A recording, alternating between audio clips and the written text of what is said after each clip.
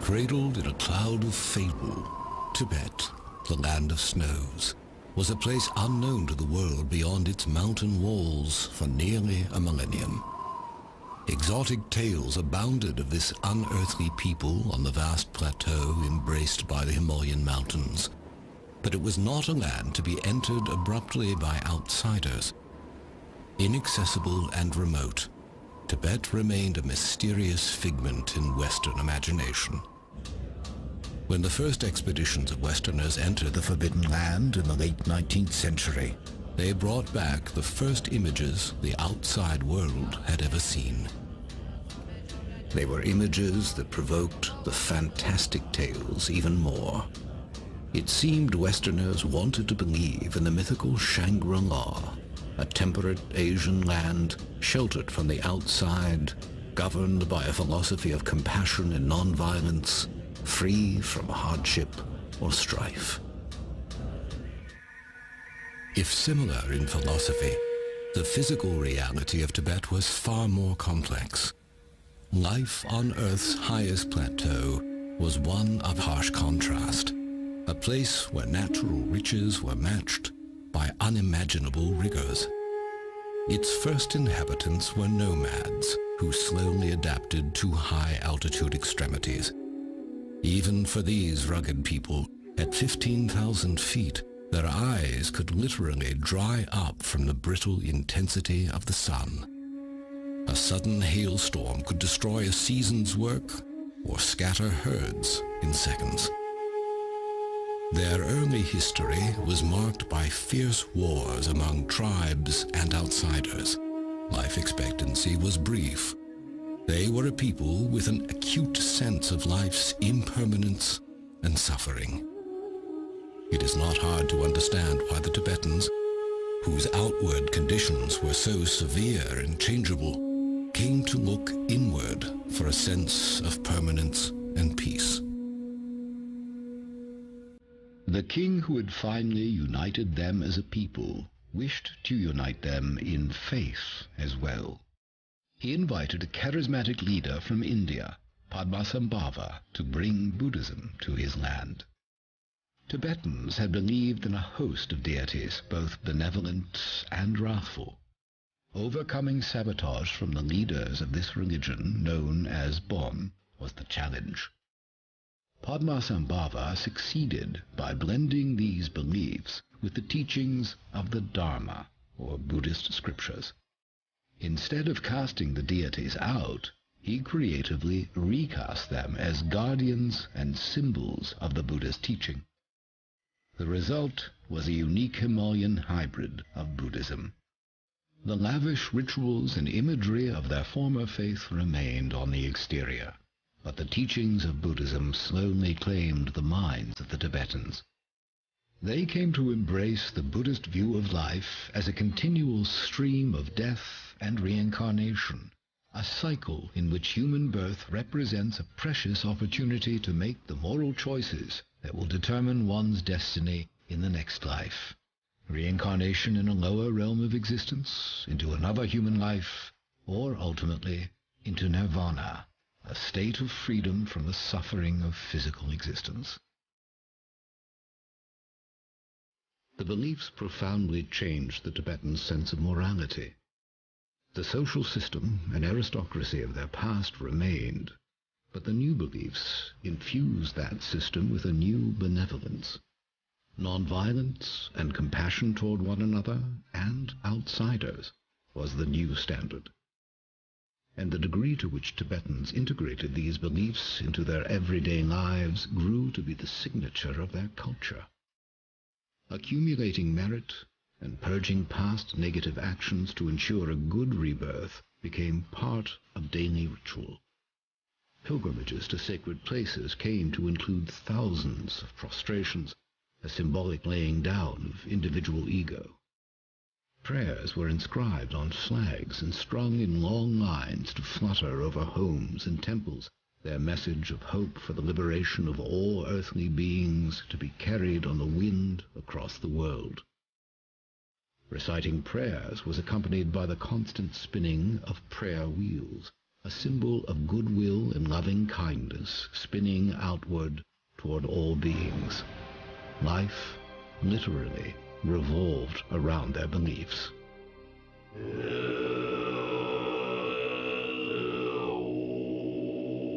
As a community, they sponsored monasteries for the study and practice of Buddhist teachings. These vast structures were homes for tens of thousands of monks and nuns, publishing centers for all Tibetan society, and libraries for ancient texts. Unlike the more ascetic forms of Buddhism, the Tibetan version embraced the arts and sciences as tools toward understanding the infinite. Drama, music, art, astronomy, philosophy, and medicine were all taught at the monasteries.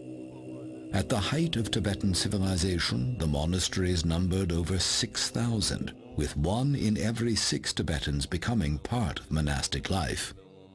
Study began in the earliest years. Earning the equivalent of a doctoral degree could demand 20 years or more.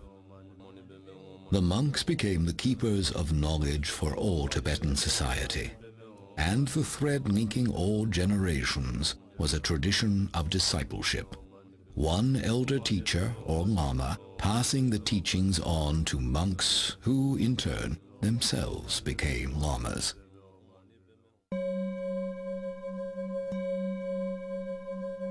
The new Buddhist beliefs also produced the most fascinating of Tibetans, the yogis.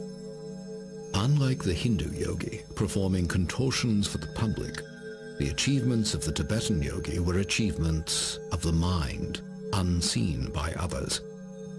The Tibetan yogi was a monk or layperson who, having studied the teachings of the Buddha as a scholar, wanted to actually experience their promise within his own mind, a state of existence called enlightenment.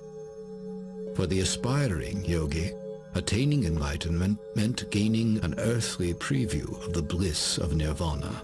Through intensive mental and physical exercises in remote caves or huts, their goal was to rise above the suffering of samsara, or physical life, and discover the purest nature of consciousness. In their quest, meditation retreats could last for years.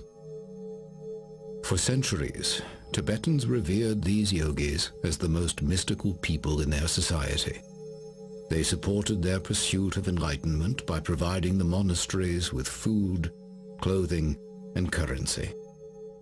The yogis inspired Tibetans with the hope that freedom from the suffering of physical life might indeed be attainable.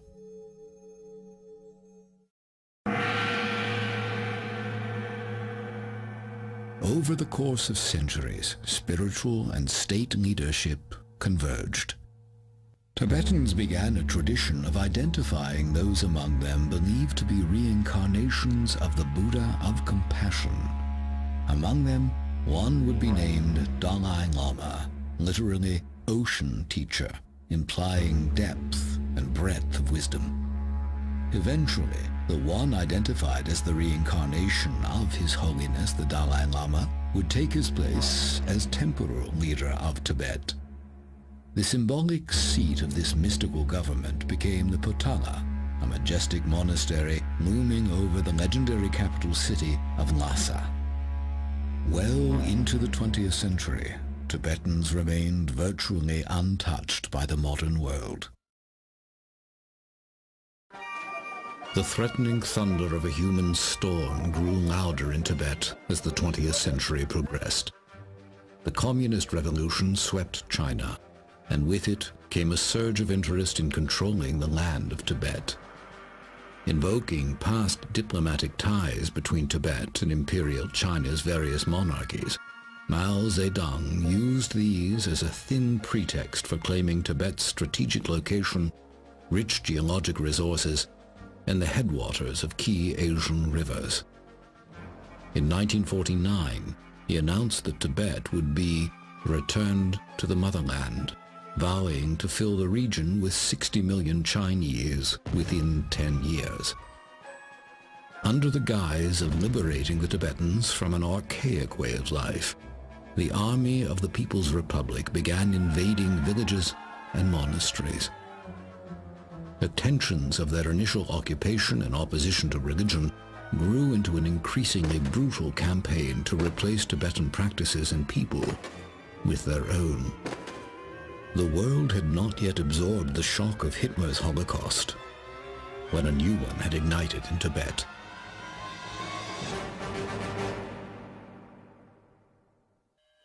The degree of the destruction is difficult to comprehend or communicate.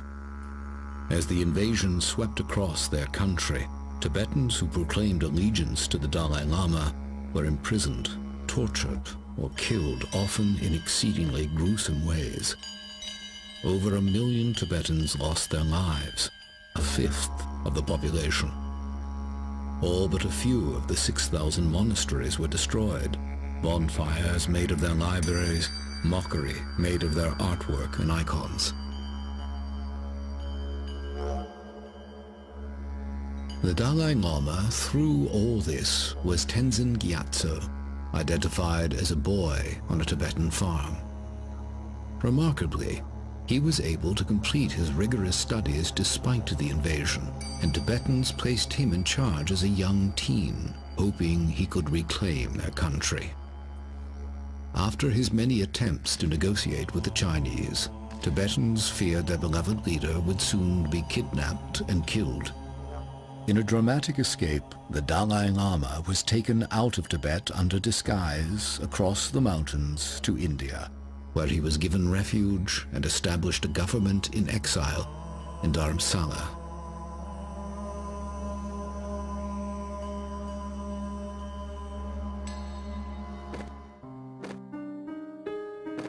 Chinese cruelty escalated in the years following the escape of the Dalai Lama, prompting a flood of Tibetans following His Holiness to India for refuge. Among them were a number of their revered yogis. After decades, the memory of that dark passage remains vivid. After His Holiness the Dalai Lama departed for India, then the class struggle and purge started, and all those who had name, fame, or prosperity were purged. They were beaten up, their hair plucked, their ears chopped off. And I thought to myself, when we talk in terms of hell, this must be the real hell. Then those who did not have either name, fame, or prosperity, they were rationed a certain amount of land. Then a couple of years down the road, the Chinese would turn around and say, "Where did you get all these? You must be part of the class system." There was a lot of pain and suffering.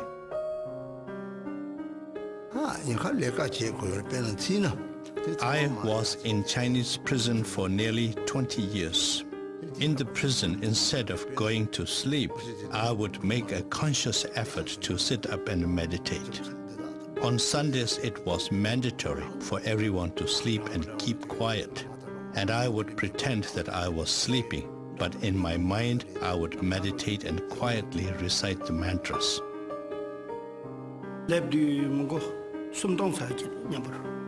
When I left my homeland, there were about 3,000 in my group. When we reached India, there were only about 500 left. Many were killed on the way by the Chinese. Many died because of hardship in the journey, and many went back to Tibet. Many days we had to go without food, and also many people got hurt.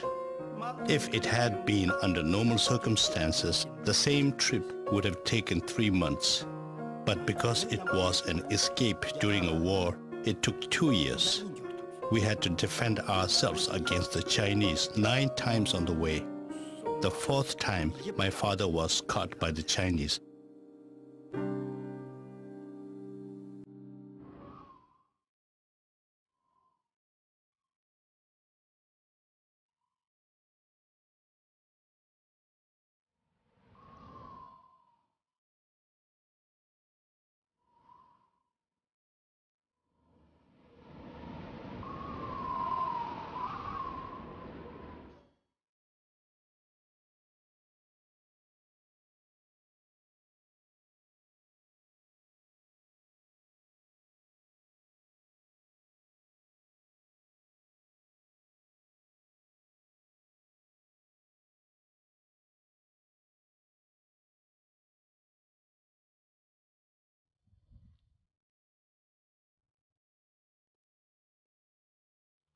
In the decades since the invasion, Tibetans in exile have attempted to recreate their life as it once was. In the Indian Himalayas, there remain places sacred to Tibetans from long ago in their history that have taken on a new preciousness since the destruction of their homeland.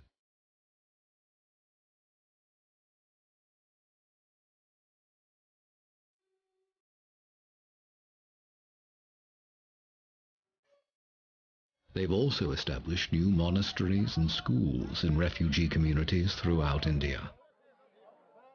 The government in exile remains in Dharamsala, working to help their people rebuild their lives.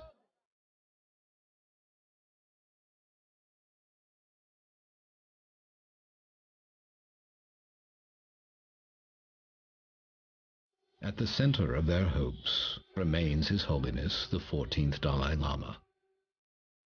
In the decades that have passed since fleeing the Chinese, he has accomplished what his predecessors would never have imagined: worldwide recognition as one of the most extraordinary scholars, statesmen, and humanitarians of our time.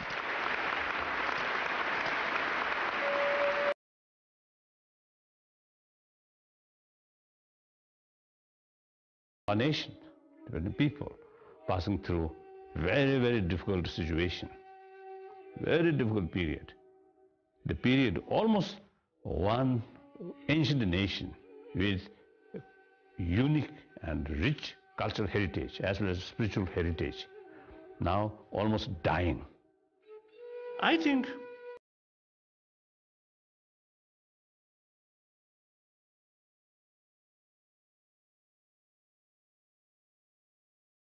who get all power, then eventually power spoil or destroy one's own sort of good quality. Then secondly, I think unfortunately, the totalitarian regimes, the communist sort of society or government system, is a dictatorship, actually, I think, legalized, isn't it? So once you see this certain sort of structure, created that way, then the system or the structure itself, sometimes I think help to produce that kind of the person. Now I think the democratic China with open society, freedom of religious belief, freedom of speech, freedom of thought, freedom of information. I think that is the not only interest of the world community, but Chinese people themselves. But the destructive actions of the Chinese Communist government have not been stopped after decades of diplomatic effort on the part of the Tibetans. And as they watch the flame of their culture slowly being extinguished in their native land, the tradition of the yogis is also being extinguished. Despite the presence of monasteries and monks in exile, the complete cultural environment that produced the mind masters of the past no longer exists. Without the unbroken lineages of yoga teaching yogi, without the vast stretches of time to spend years in isolated retreat free from earthly distractions, and mostly without the devoted support of the ancient Tibetan civilization, the tradition of the yogis is nearing extinction. Once the most reclusive people in the world, they are coming forward now with unprecedented candor to preserve their legacy of 1,000 years. Living out their lives amongst us are the last of the master yogis of Tibet.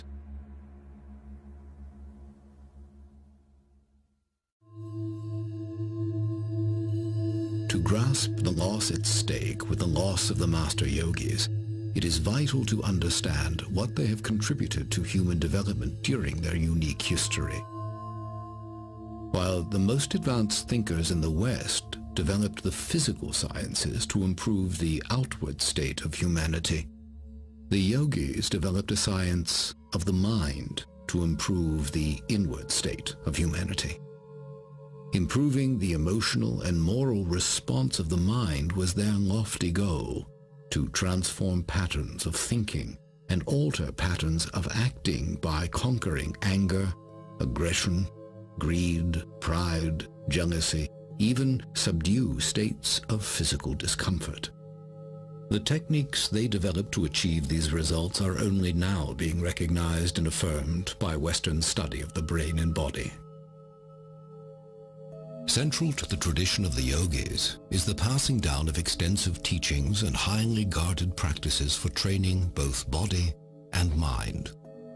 Within each order of monks, the detailed lineages of yogis, their students, and their techniques are recorded with great care. Each lineage bears a unique name and approach. With roots stretching back to Tibet's first master yogi, Naropa, the Drikung Kagyu lineage has long been renowned for producing highly advanced yogis.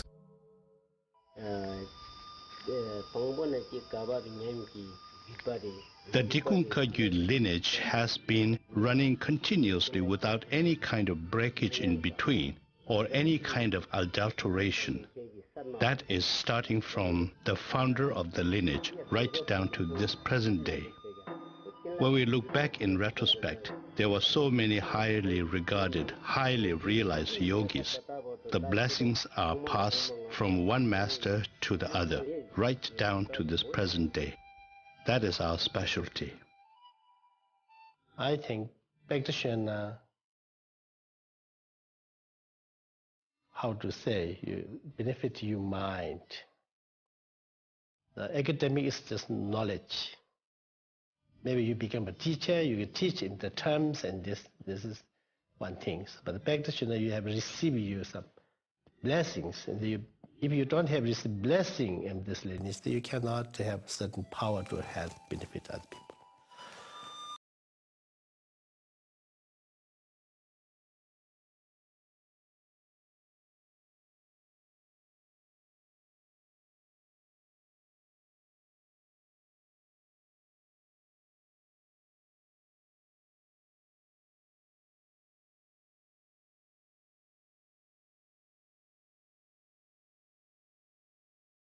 How do they differ from the ordinary monk? Outwardly, few clues are to be found. The most lucid answers to the question come from those who have walked the path themselves. A yogi is a person who has a profound experiential understanding of the true nature of all phenomena. The Yoghinii is the practitioner who does extensive retreats and one who has gained experiential understanding of the teachings. So it would have to be someone who has not only received ordination, but someone who has done extensive retreats. A yogi means one who enters into the Dharma or Buddhist teachings, and after that one who does the practice, which is about the mind, training the mind to be always at ease, always at peace. That is the definition of a yogi. Dharma lives within the yogi. Yogi follow the Dharma. If you really live on the Dharma, nothing can harm you. Even though they can be taken this life, but they cannot take next life. What a yogi or yogini strives to do is to put an end to the suffering that exists in cyclic existence. In order to do that, a yogi or yogini has to train his or her mind. Simply stated, a yogi or yogini will strive to counter all the negative emotions and try to generate positive energy. Experienced, qualified retreat person, even he remained in a street, lot of noises, a lot of people, a lot of cars there, but his mind can remain fully concentrate. If someone who have not that qualified, like I think myself, even remain in a remote area, try to meditate, my mind go everywhere. Keeping the mind from going everywhere is precisely the challenge in meditation. and for centuries, aspiring yogis have retreated to remote places to avoid distraction while training their minds. Imagining life removed from society for years at a time can be difficult for Westerners accustomed to a world of virtually non-stop interaction.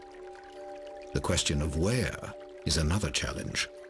For Tibetans in exile, such places still exist in the Indian Himalayas beyond the reach of the Chinese.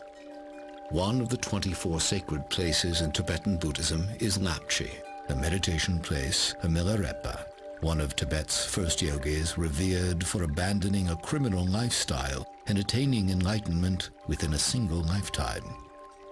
A monk hiked for 6 days with a heavy camera into the mountains to bring back a glimpse of this primitive retreat. Even now, the images he recorded were permitted with reluctance.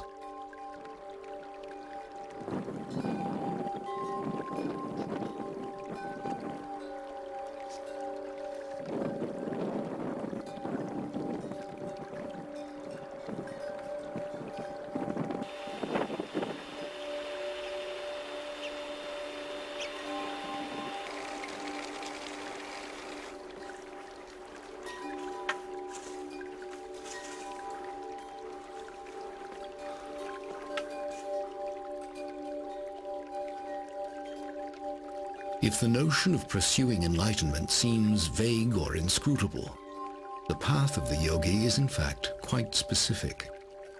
The techniques and practices developed over a millennium are revealed to them in a rigorous order and only by an accomplished practitioner.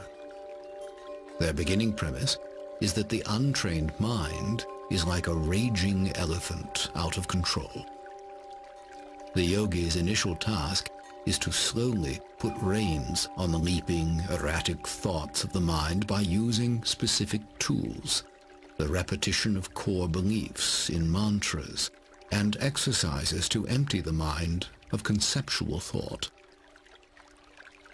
2 yogis in retreat in Lapchi agreed to an interview, an unheard of opportunity.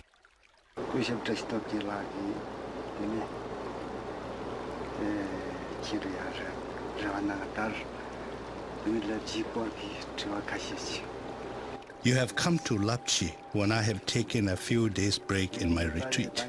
This is an auspicious coincidence, and something like this can only happen because of past connections and aspirational prayers. Milarepa went on a very long retreat in Lapchi and reached enlightenment through the practice of Tummo. He left several footprints on the rocks of Lapchi, which attract many pilgrims.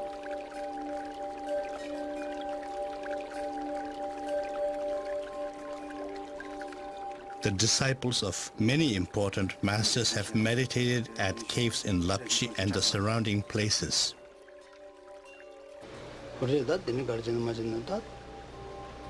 I am here on a retreat with permission from His Holiness Chetsang Rinpoche.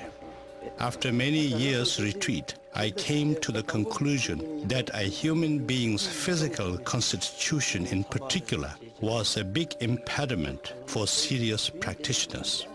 I came to realize that the only way to remove these impediments was to attain mastery over the 5 elements, so that my practice did not have to be dependent upon sustenance and health.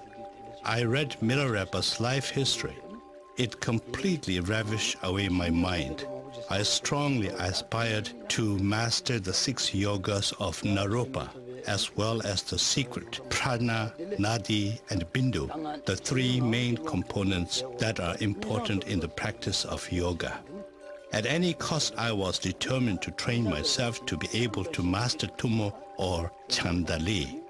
To do this, I found that Dharamsala was not conducive to the attainment of my aspirations. I needed a teacher who could pour down in me his experiential knowledge of such practices. I wanted the result of my efforts to create and leave an indelible imprint on my mind stream that I can forever carry forward. The most difficult thing to do is remain in single-pointed concentration. bodily efforts like doing hundreds of thousands of prostrations, and the efforts of speech like recitation of mantras are no problem. Controlling the mind is.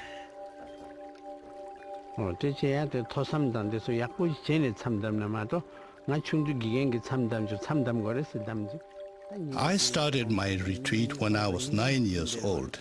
During that time, I went on a 1-month-long retreat. At first, it was very difficult for me. You know, I was a little boy. I would count the days on my fingers, say 1 day is gone, 2 days gone, how many balance remaining? Should I go out of the retreat place? If I do, what would be the consequences? These kind of questions keep on popping up. And then, although verbally you are reciting the mantra, but your mind is really busy on trying to get out of the retreat place. But when you become more seasoned and more mature in your meditation and learning, things will change. What I would like about the retreat is when you go to retreat and many weeks or many months being alone is very different. It will all subside our desire, anger, attachment. At the age of 17, I entered monastery. Now from that day onwards to this day, I worked for the monastery for 2 years. Aside from that, I have devoted all my times ever since the age of 17 on retreats and meditation. There's no such thing as sleep when we are in a retreat. And there is a particular box made, and we sit cross-legged in there. And we sit in that position whether it is day or night.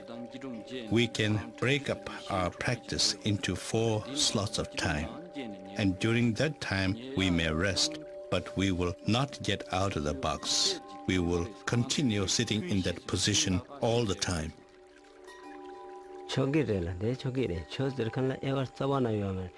Whoever wants to go on a retreat, whether that person is nun, monk, or lay person, all are welcome. The dispensation of Dharma teaching is like the sun's rays. It is for everyone to enjoy. The job of a retreat master is to guide all of those who are on retreat, giving commentary on the teachings relating to the particular retreat that one is on. How many sessions a retreat person has to do in the course of a day, what kind of visualization, what method of meditation, how one should do the mantra recitation, what are the graduated paths to this particular practice. So these are the kinds of things a retreat master will guide those who are on retreat. Once you come out of the retreat after 3 years, 3 months, 3 weeks, and 3 days, you are a different person. If one is a different person after 3 years in retreat, the effect is exponential for those who have devoted decades to retreat. Indeed, the most profound evidence of the mind-altering effects of prolonged retreat are to be found in the oldest practitioners. Yet many of these elders have been imprisoned or killed in the half-century of Chinese occupation. Perhaps the oldest living Tibetan yogi is Drüong Rinpoche, possibly the most revered yogi alive today. Here, for the first time, he grants a filmed interview, a rare glimpse into the mind of a meditation master.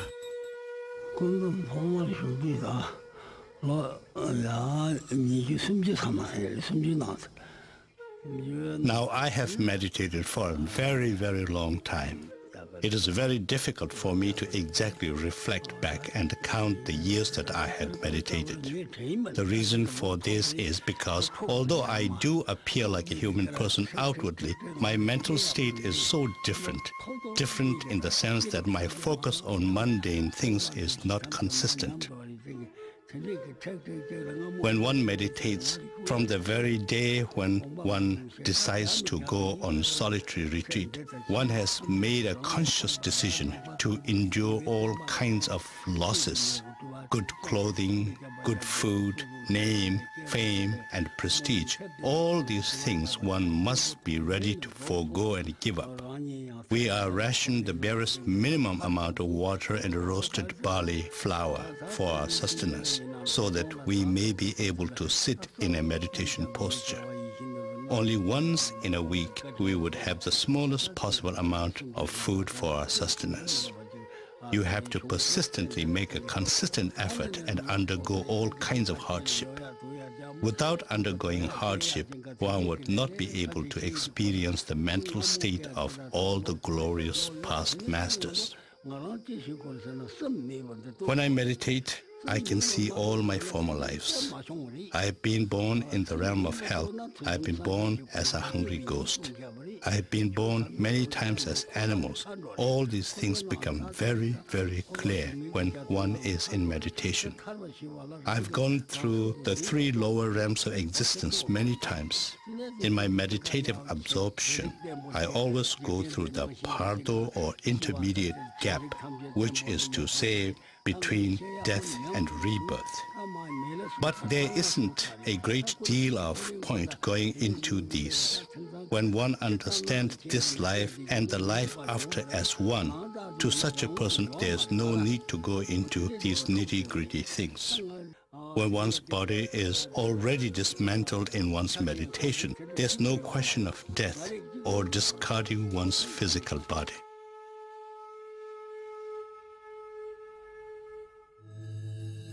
The disciplined mind then becomes a powerful tool in its own right, enabling the practitioner to become aware of the subtle energies of the body, then master them through the breathing and physical postures known as yogas.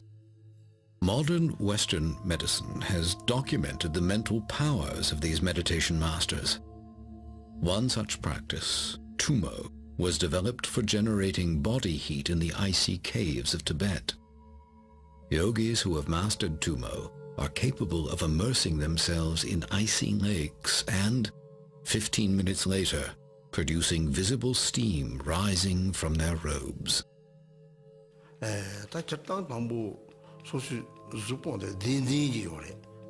Tumo is a teaching that is strict and not one that is freely dispensed to whoever wishes to receive it.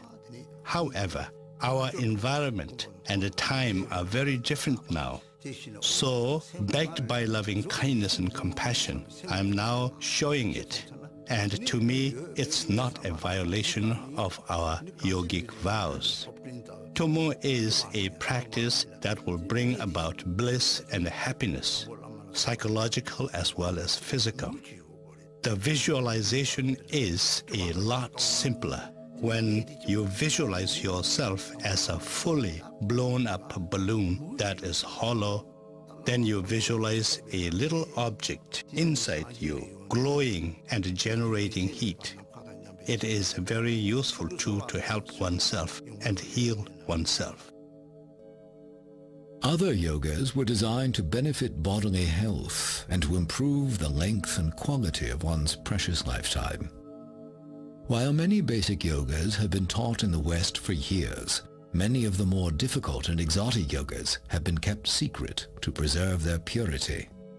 One such practice, Trulkor, was developed for opening the wind channels of the body, the pathways of energy associated with breathing. Through the practice of Trulkor, the yogi is able to improve breathing functions, help the body release toxins, and clear the mind. The filming of this demanding practice was permitted with great reluctance. In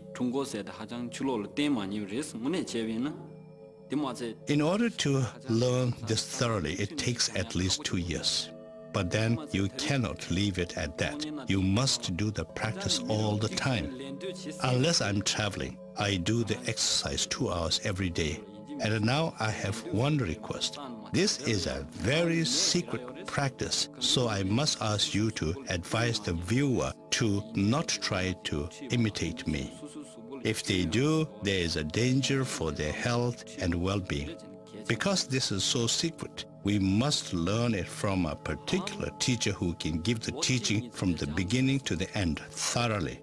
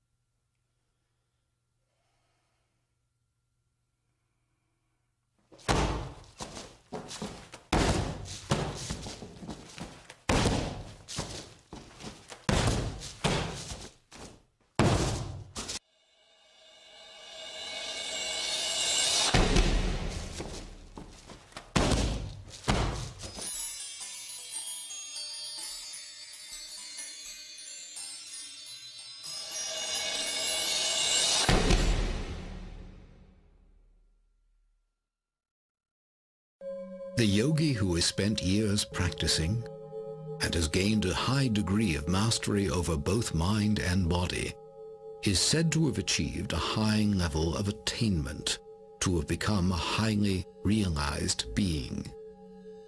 Their powers are sometimes said to extend into the realm of the paranormal. Such supernatural stories have swirled around the Tibetan yogis throughout their history, thickening the cloud of mystery surrounding them. Tales of telepathic communication and mind-controlling matter are reported among advanced practitioners to this day.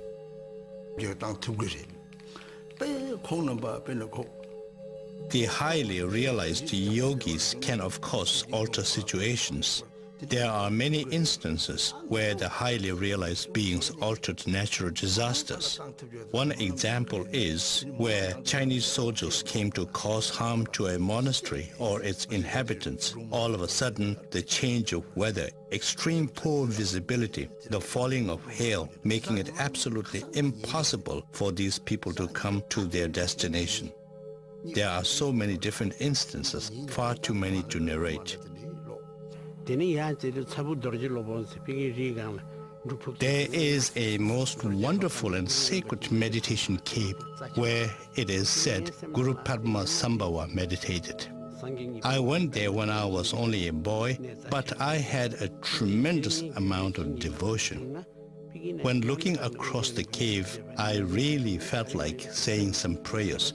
I offered 3 prostrations and said, please show me some sign so that my devotions will further become stronger. And instantly there appeared a rainbow at the mouth of the meditation cave, and there I saw Guru Padmasambhava. So I was just overwhelmed and really so very happy. And all my focus was on the mouth of the cave and Guru Padmasambhava. There were a lot of nuns with me, and one of them said to me, Rinpoche, Rinpoche, watch your foot. It is sinking in the stone. And I had to look, and there was my foot, making an imprint in solid rock, because it was really, just as the nun said, it was sinking. At the age of 3, I was able to tell my previous lives. I was able to name my former sister. But now suppose I told you that I can remember all my former lives, is anyone going to believe me? Therefore, just let's say that I was able to remember when I was a little boy. Such paranormal powers among master yogis are thought to include the ability to self-govern the process of transition from one life to the next. This is very often you can see in many good practitioners. Most of the people die. After die, you can change your face, the yellow, pale, and when you do the pinch in your skin, also they will stay there. But the real practitioner who has when the passing and the meditation state, they continue their stay. Then you pinch in here, this also like now, and they immediately going like this. And also they have a little bit heat and warm and heart center. Also the face is like the lap light, and very unusual one. And happened that my story is just 1 year ago, and Bhutan, one of Master Ginjun Renchin. So he stayed more than 1 month, and they never changed. For aspiring yogis, events such as these imply control over the process of reincarnation. Even His Holiness the Dalai Lama has stated that if the Chinese communists are still governing Tibet at the time of his death, he will choose rebirth outside of Tibet. Controlling the process of one's own death and rebirth is the subject of some of the most fascinating stories surrounding Tibet's yogis. Lama Drupon Samten recalls vividly one such event in his early years as a student, the death of his own teacher, Kemgor Rinpoche. This is my teacher, Kemgor Rinpoche. He invited all the students. He told he's going to pass away. No illness, nothing sign of death, nothing. He just normally get up, do his prayer, and he told his attendant to make a good tea. And then he make a tea over and over and until he's satisfied. And he says, all this prayer together. And when he get to the completion state, he says, this is the time for me to pass away. And just like a falling asleep, like a Buddha, no? Just he put his right hand under his chest and then lie down and look at each person No, he's doing prayer for each person to benefit in the future. And he passed away. Telling stories such as these, indeed revealing any technique, tradition, or experience to someone who has not completed yogic training, was once a violation of yogic vows to extreme secrecy. The reason was to maintain the purity of the teachings. The fear was that, taken out of context, exotic forms of yoga and meditation might degenerate into ego-centered showmanship. And in the eyes of the elders, the opening up that is taking place now is seen as a significant risk. When His Eminence Drulong Rinpoche was asked about the cutting of his hair, a practice known to signify that a yogi is preparing to die, he displayed the stubborn elusiveness of a yogi under strict vow. There are many reasons why a person in retreat would grow hair. Let me think about it. Yeah, there are many reasons why one would grow one's hair long. Let's just forget about it, shall we? A good number of things happened to me. It will just boil down to misleading people. Forget it. You know, I just cut it because I am old, and the hair was really hefty and weighing me down. That's why I chopped it off. I have pledged not to mislead people. Now, if I told you a whole lot of tall tales, that will amount to misleading the audience. I have absolutely nothing whatsoever, and I have nothing to tell you. This is the first time I have been asked to tell about these things. We are not supposed to reveal the ins and outs of what goes on inside a meditation cave. If we do, then there will be consequences. The past masters, including Tilopa, have categorically said there was never an instance where he revealed the secrets of meditation. We who follow in their footsteps must do the same. Although it is known that Drulong Rinpoche did cut his hair in preparation for death, His Holiness the Dalai Lama asked him to live a little longer to help pass on and preserve Tibetan teachings. It is said that His Eminence agreed to do so, and has decided to live until the age of 100 to help his people.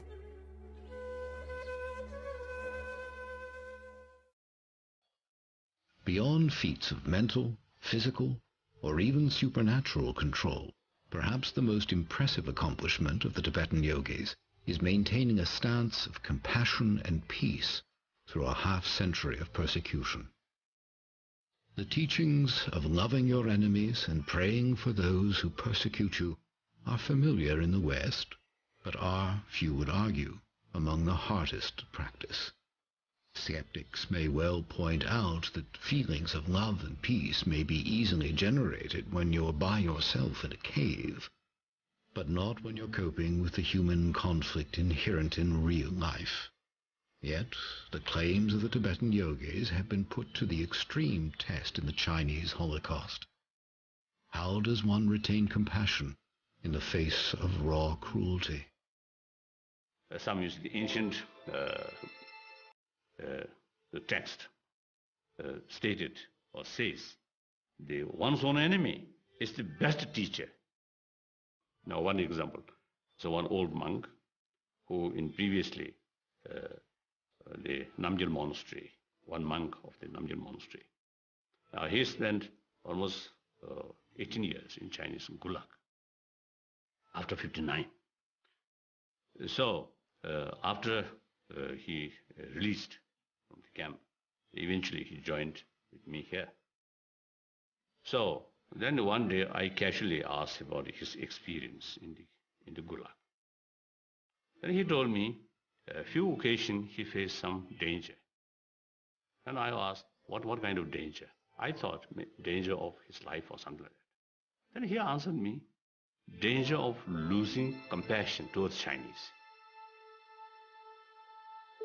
So, that's we as a practitioner, we deliberately try to keep compassionate attitude towards one's own enemy is very essential. I don't blame the people of China. I blame their policy or their culture, because it's a communist culture. The culture is at fault, not the people. In the ways of what we call samsaric beings, in the ways of the ordinary people, lay people, if I followed that, yes, obviously, yes, there would be sadness in my heart. And there were a lot of sufferings that were brought about to a lot of people and to myself. But as a practitioner who believes in the cause and effect, I'm a very, very happy person. I have no grudge against anybody. I have no grudge against the Chinese people or the Chinese government. Whatever befell on an individual, it was because of his past karma. Unhappiness does not crop up out of nowhere. It is a result of one's commission of negative karma in former lives. For example, when you cheated others, when you tried to defeat others, when you tried to gain at the cost of others, these result in what we call the ripening of karma that brings about pain and suffering. So when you do negative deeds, the result is a state of mind that is often referred to as hell. When you have done positive deeds, it brings about happiness. I was born after the Chinese operation in Tibet. I am upset with them, and I am sad because the Chinese have been very ruthless to Tibetan people and my family. You name it, they have done it. At the same time, they have destroyed so many monasteries in Tibet. Maybe it is because I am still young and my practice is not strong enough yet. Maybe this is why I am upset with the Chinese. As an antidote to conquering very strong negative emotions, we would resort to doing the sevenfold Vairocana posture meditation. There are different wind energies inside a human person. In one posture, the wind which enables us to excrete waste enters into the central nerve channel, eliminating some of the negative emotions. When you broaden your shoulders and sit upright, the nerve or vein-related winds enter and get rid of ignorance. When your neck is slightly bent downwards at an angle and you touch the tip of your tongue on the palate, then fire-related wind enters and dissipates desire. When you lower your eye a bit so you almost see the tip of your nose, the space-related wind enters and gets rid of egocentric pride. When you sit cross-legged and remain in single-pointed concentration, then water-related wind enters and helps get rid of jealousy. These postures are a very good method of getting rid of some of the negative emotions. Are newer generations of Tibetans raised exclusively in exile, immersed in contemporary culture, displaying the discipline and compassion of their elders? Evidence of cultural erosion is appearing among younger Tibetans in exile. Demonstrations and violent protests are becoming increasingly common in refugee towns. Some are beginning to question the pacifist approach of their leader. Even so, the spirit of their native culture remains strong, and some still aspire to the example of past masters. In our life, we do many different things, we are in different professions, but we all have a single goal, and that is to be happy. And the only way to be happy is to believe in one's own mind that it can be happy, that it has happiness all the time. And that is very important to know, that is very important to notice.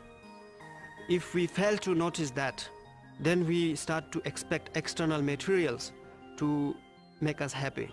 In our life, we change different things in the hope of being happy. We change our name, we change our dress, we change our food, we change everything.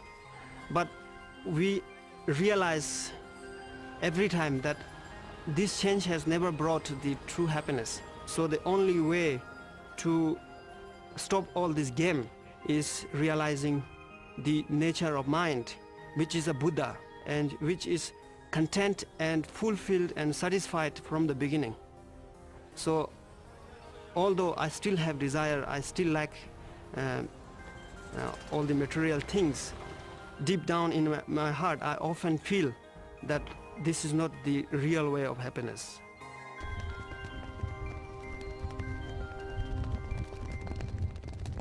Yet even the most earnest efforts of these young practitioners cannot maintain the tradition of the yogis as it once was.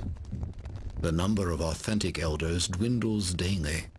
The best the younger generation can do is preserve the practices of their ancestors, the shadows of a total lifestyle that will never again be possible.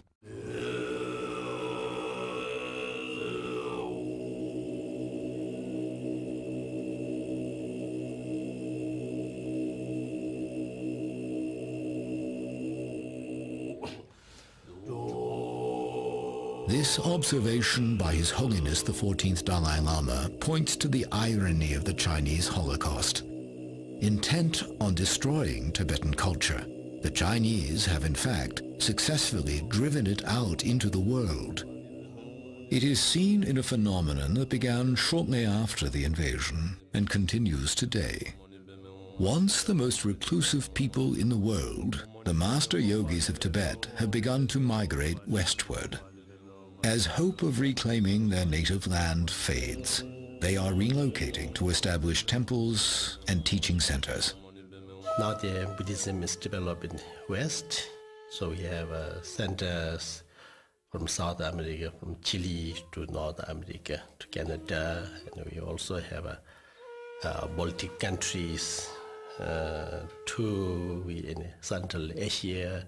We have maybe 40 centers more than. So we have to also properly guide the Buddha's teaching.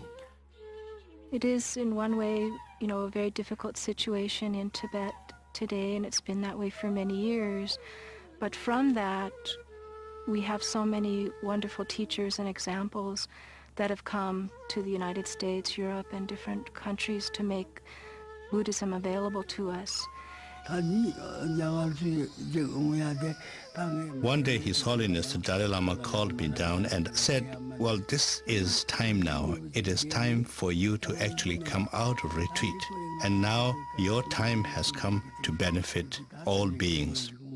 Listening to that advice, I ended my retreat. And from that day onwards, to this day, I have visited so many countries, and I have taught so many countless number of people. And it was absolutely as His Holiness said. I benefited so many people, and I keep on going strong. Now, since I came to the United States, it has gone 5 years. The job of all Dharma practitioners is to help other beings. In countries like India and Nepal, there are many lamas, and teachings are readily available to the population. And this case does not apply in the United States and other Western countries. The main point of the teachings is the generation of loving kindness and compassion. And I hope to help people in the United States and teach them loving kindness and compassion. Arizona has become home to one such center, a growing facility where Tibetan yogi Garchen Rinpoche guides the teachings.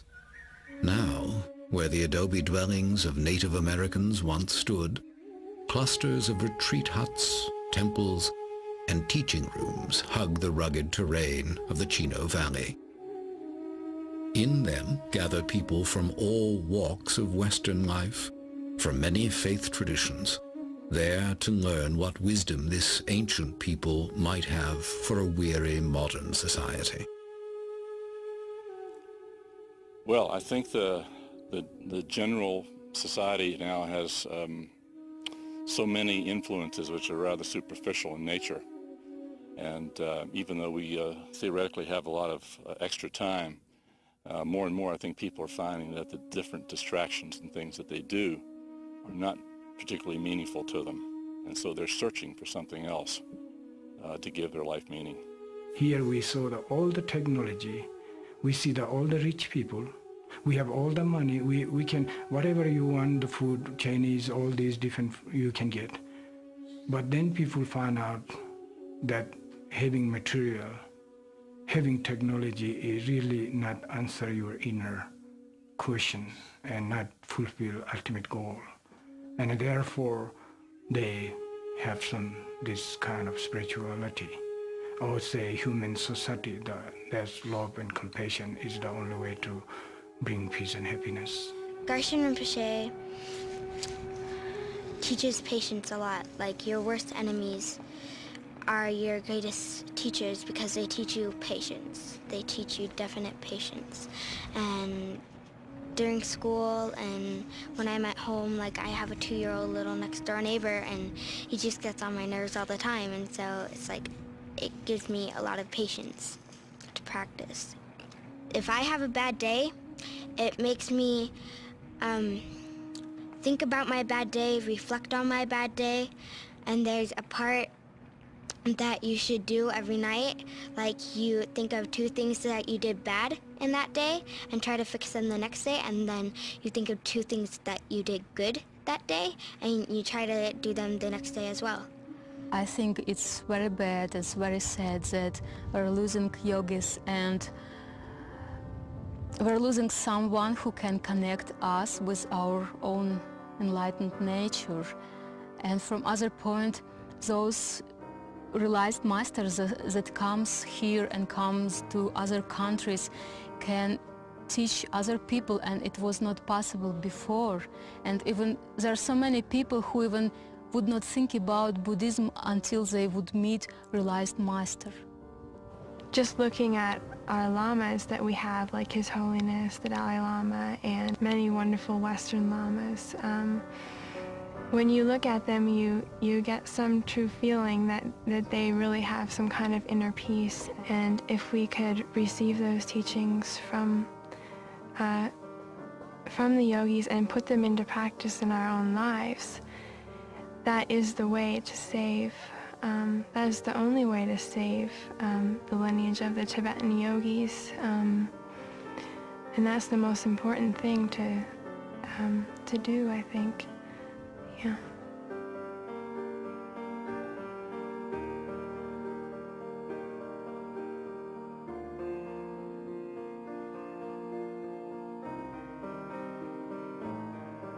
The lamas who have come to the West are still adapting to the pathways and parameters of this new life. And their questions remain. Will the filming and sharing of techniques lead to abuses? Will self-styled lamas and bogus practitioners exploit Western interest in Tibetan Buddhism and mislead people? Is the form of their faith destined to dissolve in the ways of the West?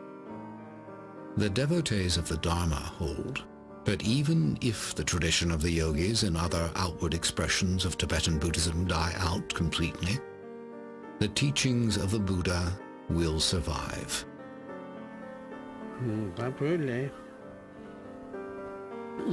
Because of the Chinese occupation, it is extremely difficult to have the same amount of yogis coming, either inside Tibet or outside.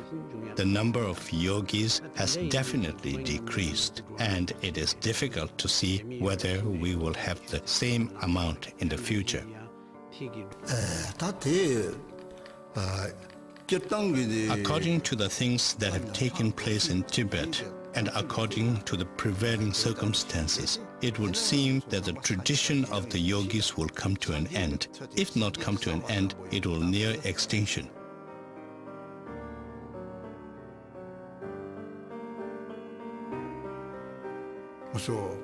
However, we are very confident that whenever there is a dip in the progress of the Buddha's teachings, there will be a proportionate recovery. So in that respect, I have faith that we will recover from it.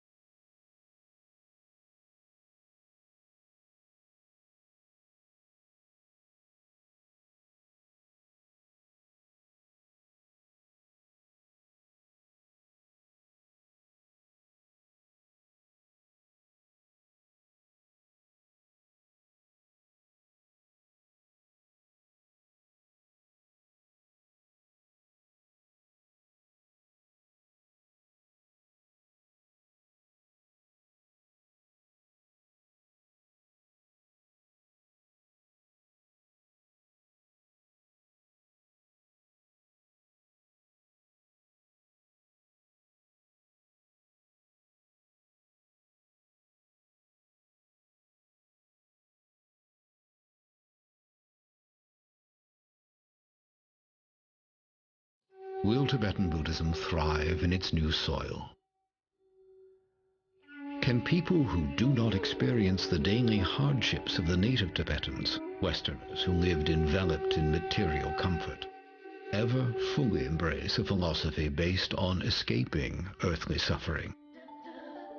Or has material success left a big enough void of its own to drive the Western mind inward for solace? Even for those who seek to follow the example of the Tibetan elders, the human environment is drastically different. They are striving to train their minds, sustain intensive meditation, and maintain a disciplined compassion for their fellow humans, not in sheltered enclaves, but while living and working in the frenetic grip of a 24-hour society. Can any philosophy of compassion and non-violence be successfully practiced in the crucible of modern life?